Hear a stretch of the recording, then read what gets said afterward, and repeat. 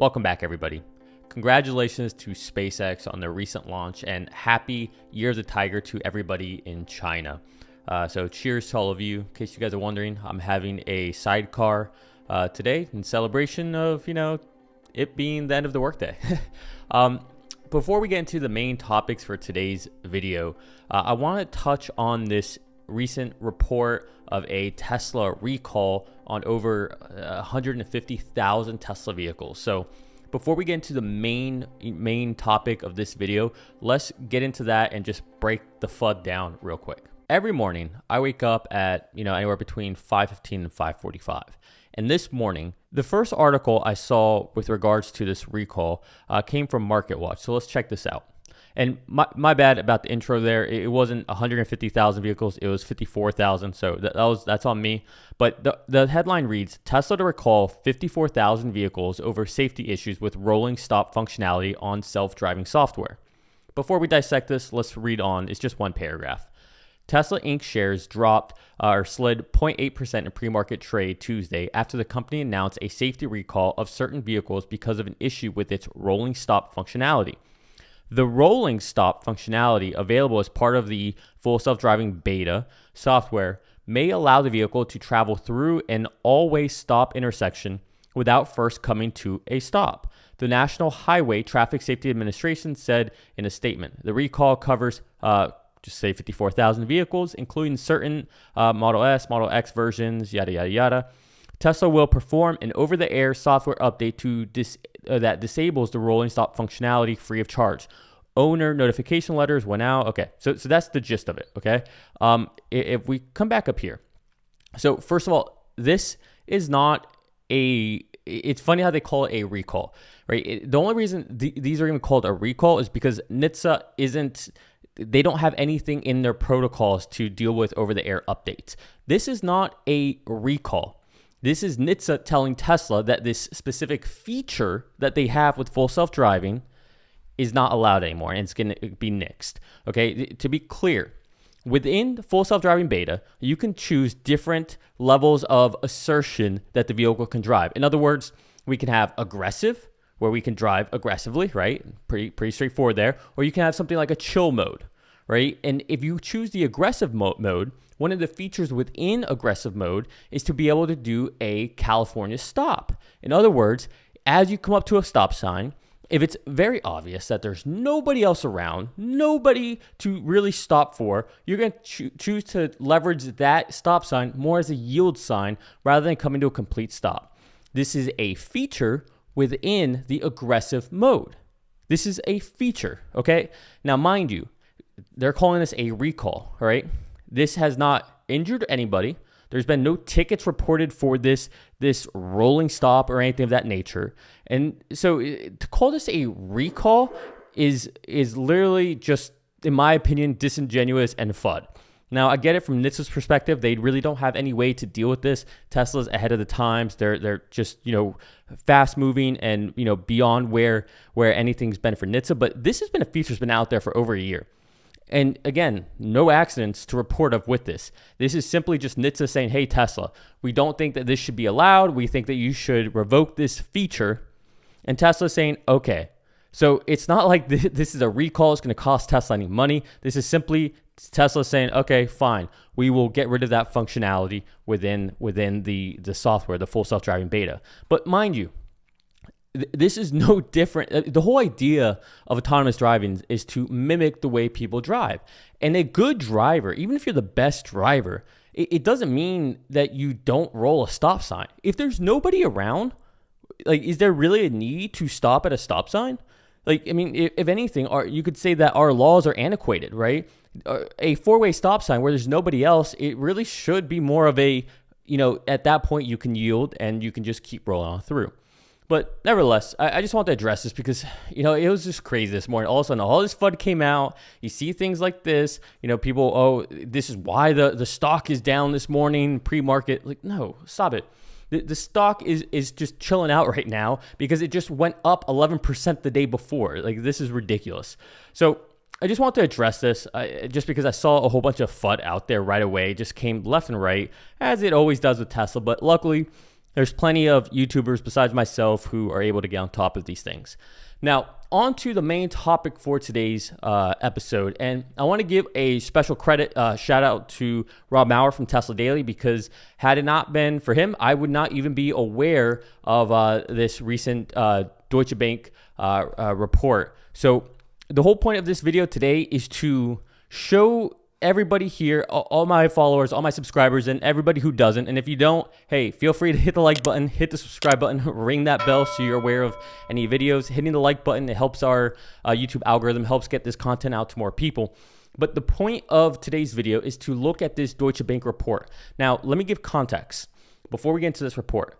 What happened was Deutsche Bank got off essentially the earnings call, and they said, hey, Tesla IR, Tesla Investors Relation, we have a few extra questions for you, right? This is something that you and I, we just can't do, right? Normal, everyday investors, we can't just call up Tesla IR, be like, hey, we got some other questions for you. Can you give us some clarification on this? And so luckily, Deutsche Bank put this report out, and so we get the benefit from it. And again, shout out to Rob Maurer for finding this report before I even did. So I think this can be very beneficial. And Rob did cover this in Tesla Daily yesterday. If you guys don't follow it, you're missing out. Great content. I want to go even more in depth than what Rob did. Rob tends to go pretty high level on a lot of the stuff. He covers daily things, but I like to try to go a little deeper and to unpack what certain things mean.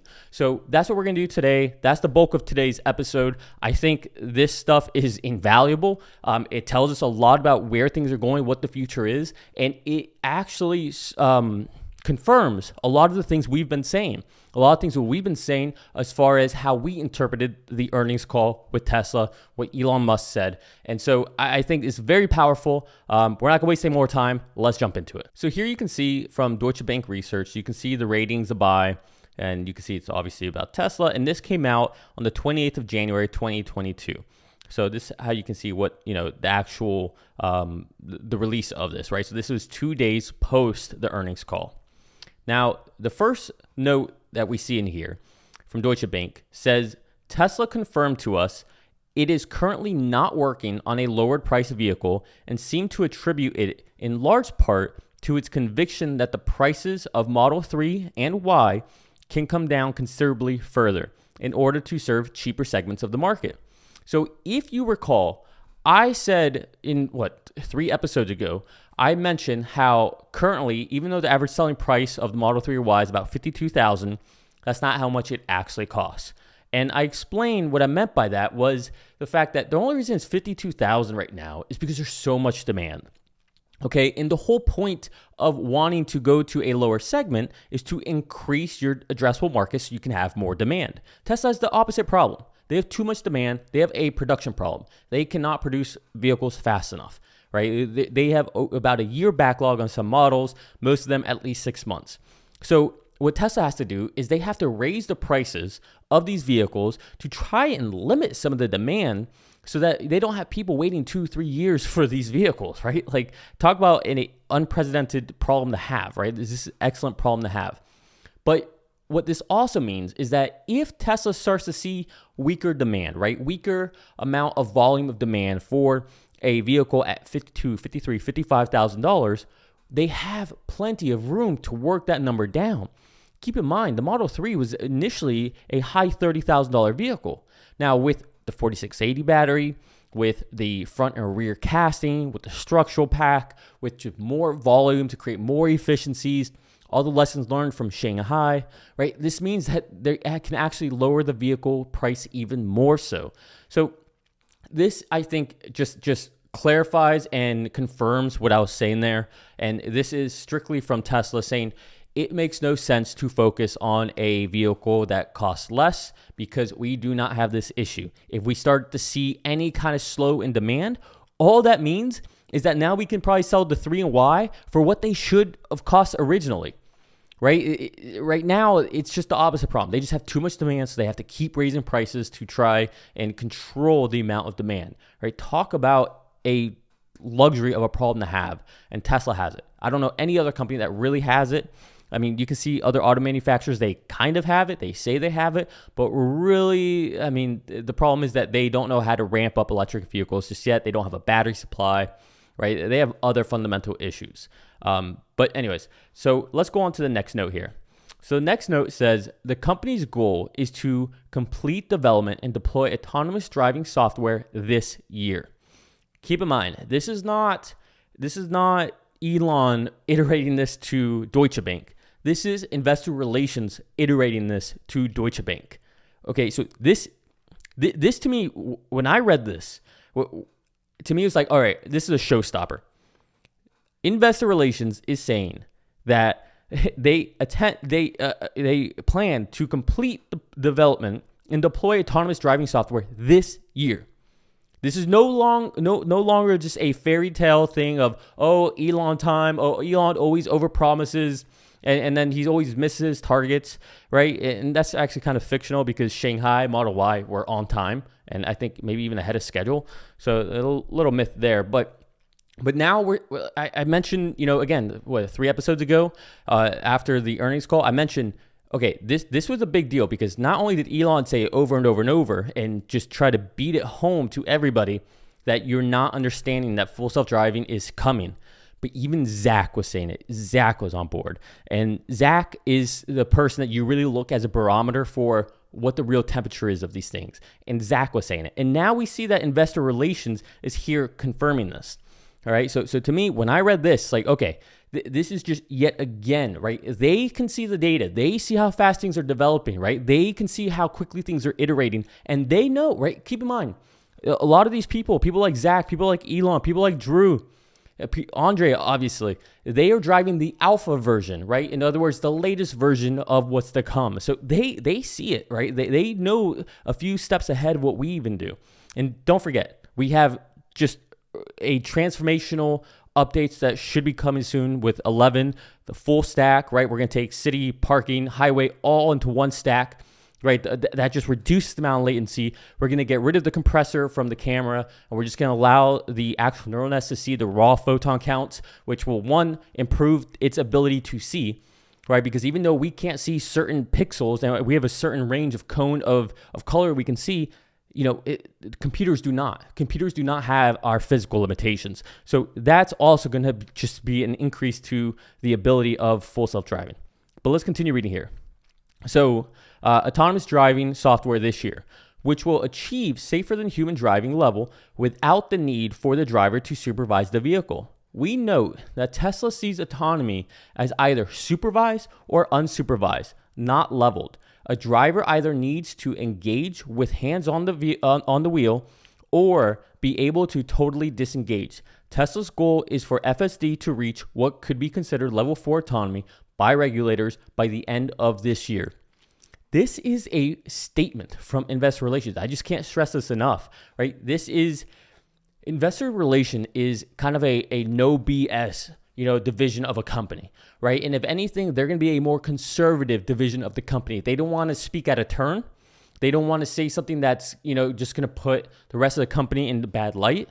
And so if this is what they're saying, this means that we are actually going to be getting there, in my opinion. Now, of course, maybe it means, it actually comes in April of 2023. Who cares? I think by the end of 2022, the point is we will see that we are damn close to being there. And if that's true, in my opinion, game, set, match, Tesla stock to the moon. None of this financial advice, just telling you what I believe to be true. All right, so this was the next note. Let's move on to Deutsche Bank's next point here. Okay, so then they also iterated, or they said, as such, Tesla will start to seek approval from regulators for a release by the end of 2022. Prior to achieving this, much larger deployment of beta versions should be expected.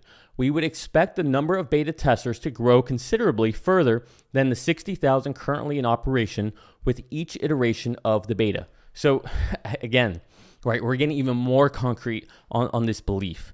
Not only, and this is the first time we've ever actually heard anything about full self-driving, the beta or anything with a plan and a timeline for when we're going to go to regulators, right? I mean, this is, one of the reasons I got a drink here, because just reading this and just digesting it over the last 24 hours, it's like, this thing that we've been waiting for so long, right? It hasn't even been that long really, but really since about 2016, 2017, we've heard about this. And I remember, I've talked about this a few times on this, for those of you who don't know, I live in downtown St. Petersburg, Florida. If you don't know what that is, it's where ARK Invest relocated their headquarters, right? I actually saw, my best friend actually just saw Kathy Woods the other day just walking around the park, so pretty wild. But one of the biggest developers down here, a very eccentric guy, I met with him back in 2017, and him and I spent a long time at a local Cuban restaurant talking about what it would mean when we have full autonomy, what it would mean for real estate, what it would mean for parking lots, right? How many of these parking garages are going to have to be reimagined? Like, what are we going to do with them, right? The whole idea of real estate would just completely change, right? The benefit to people who are in poverty. I mean, just think about it. How many jobs can people, not have, or the time it takes to get from point A to point B, right? How many people will this lift out of poverty to not have to own a vehicle, not have to pay that bill every single month for a car, and the insurance and the maintenance and the gas, right? Like, talk about one of the biggest things that you can do to help alleviate the lower income populace of our society. Like, this just has profound impacts that people don't want to talk about. Not to mention the safety of it, right? And the reducing of deaths. I think it's something like 2 people die every 1 minute, or there's some statistic like that as far as vehicle fatalities. Don't quote me on that. It's something like that. I'm sure someone will, tell me down below. But this is a big deal. And so again, the fact that they're going to, for regulator approvals, they're giving us a timeline for this by the end of this year. This is the first. We have not seen anything like this. This speaks volumes. And we will see the progress. Look, we were all blown away to see that from Q3, where we had about 2,000 beta testers, that in Q4, not only did they release 7 updates for full self-driving, but they added 58,000 new beta testers to get to 60,000 total. This is insane. Here we can see, together with the warranty/recall costs, these amounted to about $360 million of the total $700 million headwind in the quarter. The other $340 million relates to the payroll tax impact from the final 2 tranches of Elon Musk's executive compensation plan, which kicked in the fourth quarter. These 2 will not reoccur. Okay, so what they're saying here is essentially talking about how, like, these one-time hits aren't going to be recurring, so Deutsche Bank is comfortable with backing these out. But then they do establish saying, but we expect core stock-based compensation to continue growing sequentially. So, which makes sense, right? They're about to bring on Austin and Berlin, right? This is going to bring tens of thousands of new employees. So they obviously get a huge stock compensation package. A lot of these, so I work in the software world as an engineer, as many of you know. A lot of the financial structure, especially in the software world, for higher pay is really revolved around stock options, right? So it's not really revolved around your given salary or base or anything. A huge chunk of it comes strictly from stock options, and the whole point of that is to have employees feel invested in the company and have a reason for the company to grow, which is smart. Right? I mean, I don't know why every company doesn't do this, but it's a very valuable point. But again, Deutsche Bank here, yet again, confirming what we were saying, how if we back out these one-time numbers, that we would actually have seen a higher gap number. We would have seen a higher profitability overall, higher operating margins, right? All that good stuff. So it's good to see a outfit like Deutsche Bank confirming all the things that we said. Because again, who am I? I'm just an engineer who is playing accountant here, and just, a YouTube channel that, I'm pretty proud actually of how fast we're growing. So, again, do me a favor, hit the like button, hit the subscribe button, ring that bell. It definitely helps us out, helps YouTube algorithm. But anyway, so let's go on to this next note. So this is how they rounded off. Lastly, in our call with Tesla, the company reiterated its commitment to the Tesla bot, aka Optimus. Currently, Tesla has a team of engineers working on the development of the program. which it views as potentially its most disruptive product to date. So this is interesting.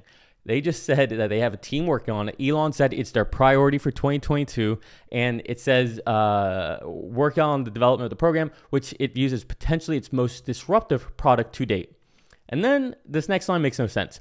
Management does view it as a side project, which is funny because how can you say that it's our most disruptive to date? It's our most important product for this year, and then talk about a side project. This is how you know this is investor relations or potentially Zach controlling the narrative, right? So I found that kind of funny.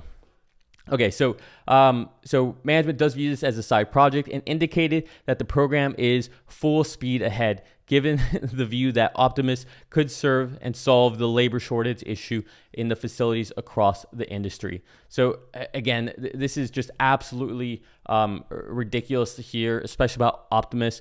I don't think this is a side project. I don't think Elon wastes time on side projects. I think Elon's time is too valuable. I think Optimus is not only the next big thing, right? And I'm going to talk about some S-curves and things of that nature probably on Thursday. I'm not going to do a video tomorrow, just a heads up. I'm going to be going to watch a talk. Jordan Peterson's going to be in town. So me and my best friend, we're going to go and we're going to watch Jordan Peterson, which I'm pretty excited about. I don't know if you guys saw any of those pictures recently with Jordan Peterson, Elon Musk, Joe Rogan with the Cybertruck. So pretty excited to see him. If you haven't read his books, very interesting books. But anyways, so I won't be making a video tomorrow, but on Thursday I will, with regards to S-curves and, all the S-curves that live within Tesla alone. So Optimus is obviously a huge one.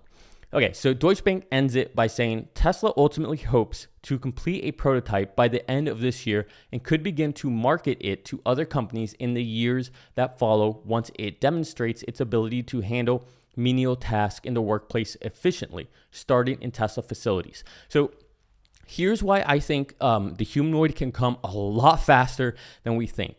With full self-driving, which is going to be essentially the groundwork for Optimus. With full self-driving, the vehicle needs to be able to do everything a human can do and better, right? We can't have any mess-ups with it. With a humanoid robot, with Optimus, that's not the case. We do not need Optimus to be able to do everything a human can do, right? For example, if I wanted Optimus to be able to do a few tasks, fold my laundry, put my dishes away, empty and load the dishwasher, that's it. I don't need it to do everything a human can do.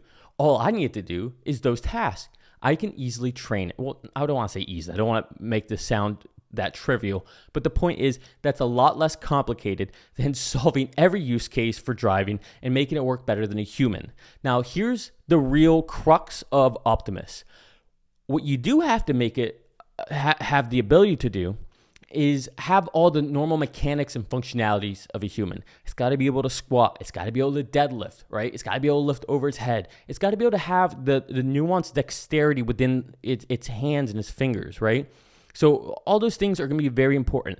It's going to have a battery that can last but not be too bulky, right? There's going to be a lot of things with regards to that. But once the mechanical and physical part of it is done, that's it. You can give it out to the masses because from there, right, all we have to do is train the software. And anytime we want to give it an improvement, well, the mechanical part of it is done.